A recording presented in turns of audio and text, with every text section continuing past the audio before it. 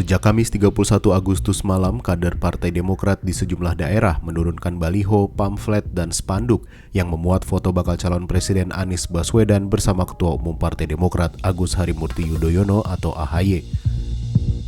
Luapan penuh kekecewaan ini terjadi tak lama setelah mendengar kabar Muhaimin Iskandar diusulkan oleh Partai Nasdem sebagai bakal calon wakil presiden untuk mendampingi Anies Baswedan untuk pemilihan presiden 2024. Partai Demokrat menilai Nasdem dan Anies Baswedan telah melanggar kesepakatan piagam Koalisi Perubahan untuk Persatuan. Kabar ini diperkuat pernyataan Surya Paloh yang membenarkan kemungkinan memasangkan Anies dan Caimin.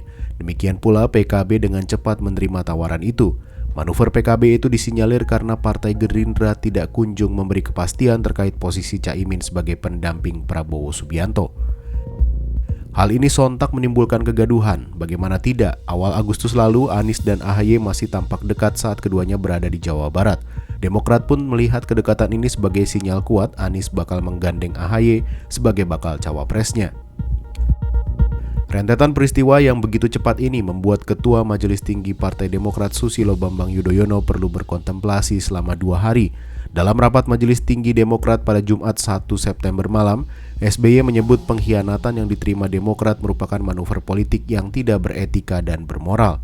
Hal itu juga turut memantik amarah dan emosi dari para kader Demokrat di daerah-daerah.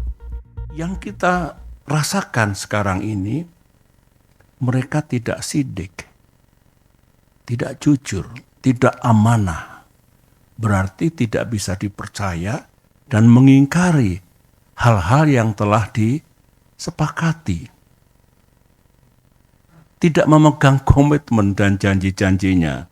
Nah, sekarang saja tidak sidik, tidak amanah, tidak memegang komitmennya. Bagaimana nanti kalau menjadi pemimpin dengan kekuasaan yang besar?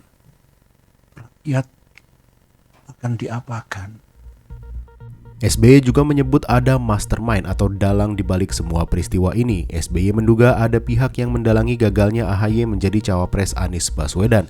Tak hanya itu, SBY bahkan mengatakan ada menteri yang melobi Demokrat membentuk koalisi baru bersama PKS dan P3.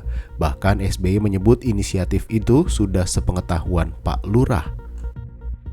Menteri masih aktif dari Kabinet Kerja Pimpinan Presiden Jokowi secara intensif melakukan lobby, termasuk kepada Partai Demokrat, dengan menawarkan mengajak membentuk koalisi yang baru, koalisi Demokrat, PKS, dan P3. Yang bersangkutan mengatakan, yang disampaikan itu, inisiatif ini, sudah sepengetahuan Pak Lurah. Semua gerakan, manuver, proses politik yang seperti ini penuh dengan hingar-bingar, yang berkaitan dengan koalisi dan pasangan capres dan cawapres, katanya ada mastermind-nya. Saya tidak tahu siapa. Dinamika politik yang terjadi 3 hari belakangan ini berujung keluarnya Partai Demokrat dari Koalisi Perubahan untuk Persatuan. Hal ini disampaikan oleh Sekretaris Majelis Tinggi Partai Demokrat Andi Malarangeng. Dalam waktu dekat, Partai Demokrat akan berkonsolidasi dengan pengurus tingkat pusat hingga daerah. Selain untuk menentukan langkah selanjutnya, Partai Demokrat juga memastikan mitra koalisi ke depan tidak akan mengkhianati komitmen. Sementara itu, Koalisi Kebangkitan Indonesia Raya yang digagas Partai Gerindra dan PKB serta mengusung Prabowo Subianto sebagai bakal capres juga ikut bubar. Padahal pertengahan Agustus lalu, Gerindra menyatakan bahwa Muhaimin adalah bakal calon terkuat pendamping Prabowo di Pilpres 2024.